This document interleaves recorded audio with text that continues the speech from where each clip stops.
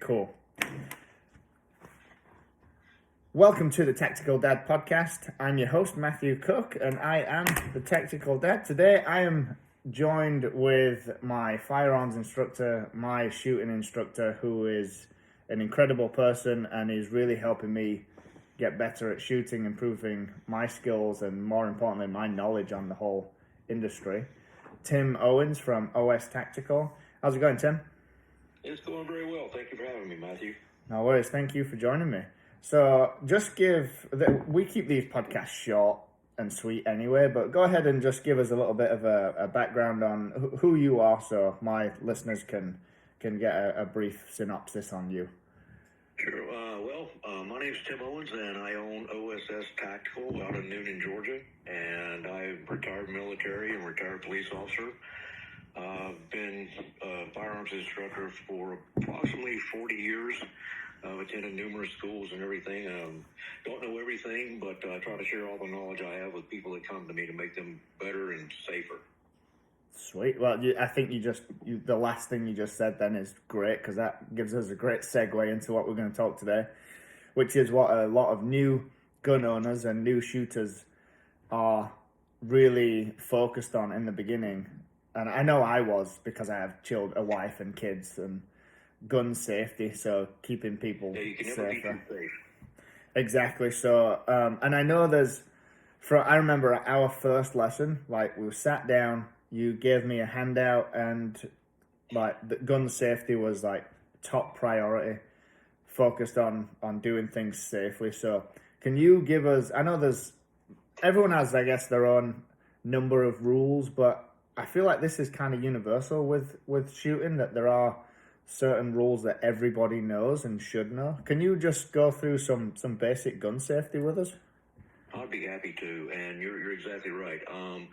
Firearms trainers throughout the nation teach the 4 cardinal rules of firearm safety, and those rules should be at the forefront of everybody's mind every time they're around any firearm whatsoever. And just like the class that you took with me, that's the way I start my classes out.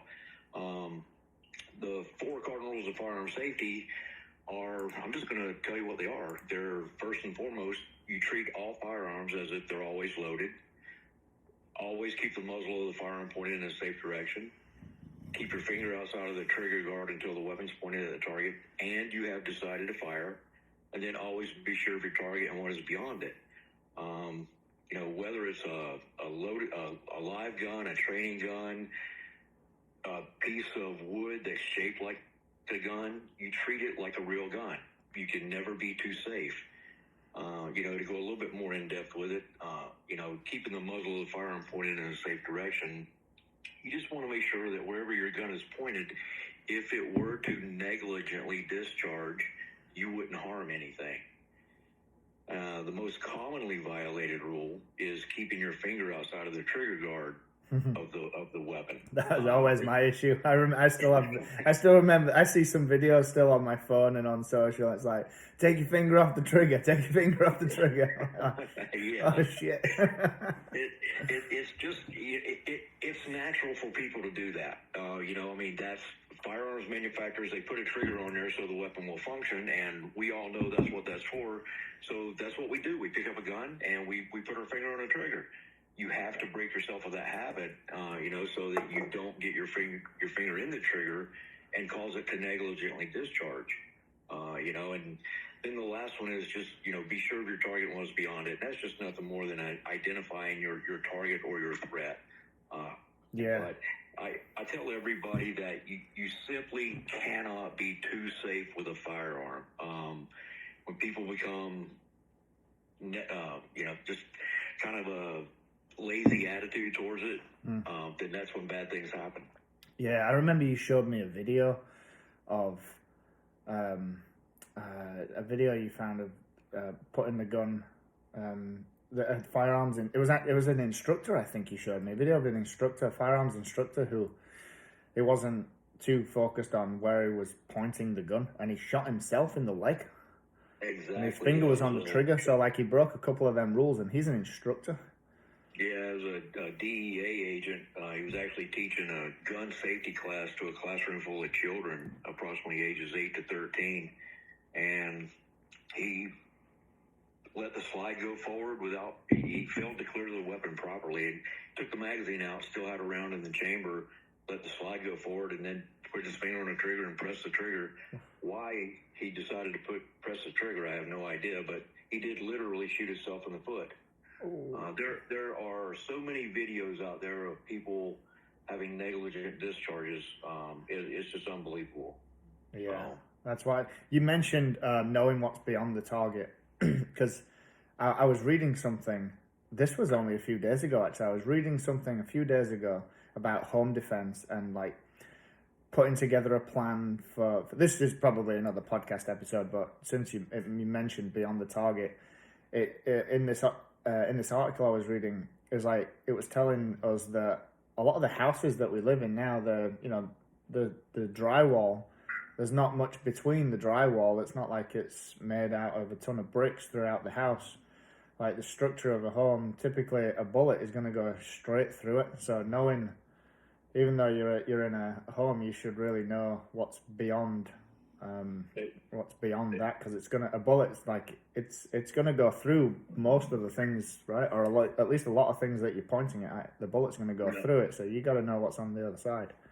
That's a great point, and I mentioned that to my students that come to me, is that even in your home you have to know the layout of it, because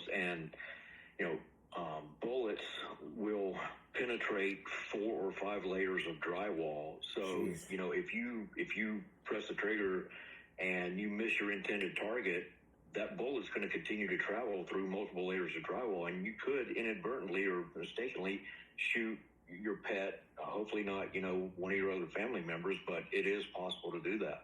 You're right.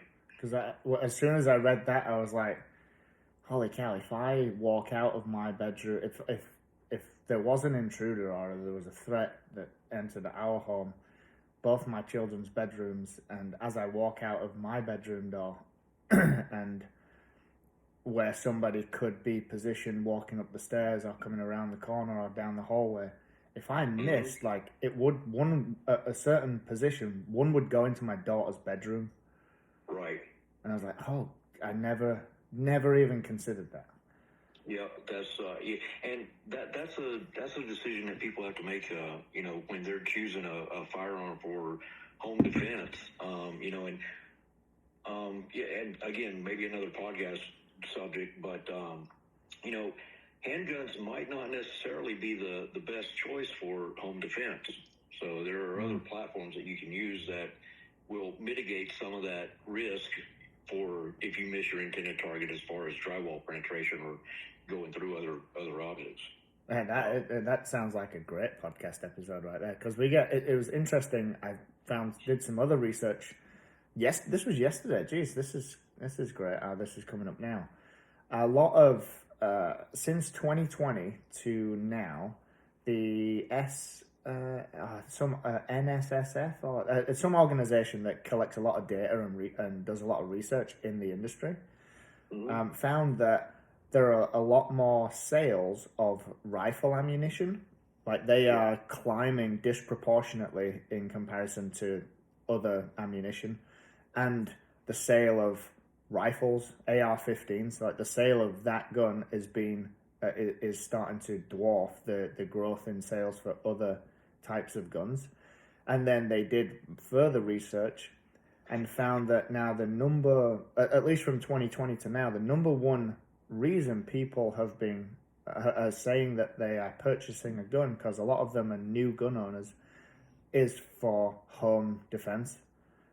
Right. They concluded that a lot of people that are new are buying a gun for home defense. Like they're not doing it to go hunting or to become like a competitive shooter and do it for just the fun of it. They're buying it for home defense. They're buying rifles and they're buying rifle ammunition. That's what's happening, and it's interesting you say that might not be that might not be an ideal home defense.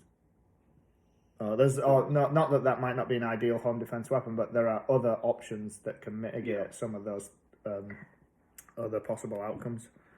Well, one of the moving on a little bit more away from safety, but still kind of on the topic of safety with that. Talking about pistol versus a rifle for home defense. Again, pistol ammo will over-penetrate, go through several layers of drywall, like we mentioned earlier. The AR-15, that ammo is designed to break apart when it strikes an object. So in my opinion, there's a few really good reasons for having an AR-15 for home defense. Cool. One is the amount of ammo that you can have in your magazine versus a pistol magazine. Secondly is that you don't have the over penetration issue to worry about because the ammo is designed to break apart when it strikes an object. And then last, the AR platform is very, very easy to shoot for anybody. There's a lot of good reasons. I don't know if you're familiar with Masad Ayub, but he's very well known in the firearms industry internationally. The guy is phenomenal. Yeah, I'm gonna look him up. Yeah, he believes that the AR-15 is one of the best home defense platforms there is, and I agree with him. And again, because of my experience and what I know, the over penetration from the pistol rounds versus the AR rounds, you mitigate that risk. So That's good to know. That's interesting, because I mentioned on a podcast the other week that I think I would. I've been shooting my because I have a new AR. That's what I'll be bringing to our next lesson, as well as my pistol. Yeah. But just shooting at the range, like, I feel more comfortable with it. I feel like I'm more accurate with it. I feel like I can maneuver it quite well, and the recoil on it is like nothing. I was really surprised shooting it. Like, wow, this feels really easy.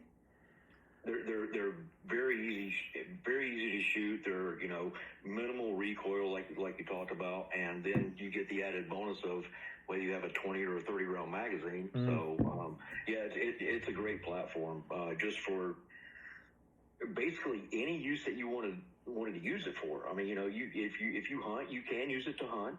You can use it for self defense, and it's just an overall really good platform to use. Yeah, sweet, man. Well, I won't keep you any longer. This was great. I think we've already identified like another 5 different podcast topics in there, but we covered some basic gun safety, which is great, and we've got a segue into some other podcasts. But I appreciate your time, Tim. Matthew, just one last thing, if you don't mind. Yeah. I just want to make sure that everybody that hears this knows one thing. One thing I didn't talk about, I went over the 4 cardinal rules of firearm safety, but there's also a condition check rule. And that is nothing more than any time a firearm has been out of your direct control. In other words, you don't have your hands on it. Every time you touch it and you pick it up, you need to know the condition of that firearm. So it's incumbent upon the gun owner, when they take control of a firearm, to verify the condition. Is it empty? Do I have one in the chamber? Does it have a magazine in it? Just verify it, because again, you cannot be too safe with a firearm. That's 100%. That just made me think of. We won't deep dive into this because it'll be a long conversation. But did you see on the news that actor, like a year or 2 ago, there was an actor that actually shot and killed somebody on set because he didn't know that the gun was loaded, and the firearm, like the guy that's in charge of the firearms for the set, didn't check it. So someone like an actor straight up killed another actor or actress. Yeah, that happened about 15 months ago, and it was Alec Baldwin. That's it, yeah. He was just recently charged with involuntary manslaughter, and now ultimately he had the pistol in his hand, so ultimately he is responsible. Yeah. And there are protocols in place that were violated by numerous people in that area. They had live ammo on the set for whatever reason, I have no idea. My understanding is that the armorer on the set was fairly inexperienced. And so there were protocols that were violated, but ultimately he had that in his direct control, and he's the one that, you know, it's a bad situation, but you know, yeah. But what you just mentioned is it right there? Like you got to know if that firearm's been in a safe or been wherever for hours or a couple of days, and then you're arriving to the set to do your acting, or I don't know how these things really go down, but I'm sure once that firearm's in his hands, like, he's responsible to identify it and to know, like, what's the state of that gun. Is it loaded? Is there a magazine? Is there anything in the chamber? Like, is it working? Is the safe, like, all of the things, right, that you got to do that. Yep. People, you know, people become complacent and lackadaisical around firearms, and you know, it's just that's when bad things happen. So ultimately, he is the one that pointed it and pressed the trigger. So yeah. Wow. But that just goes to show again that rule, the last rule that you just gave there is why it's so important.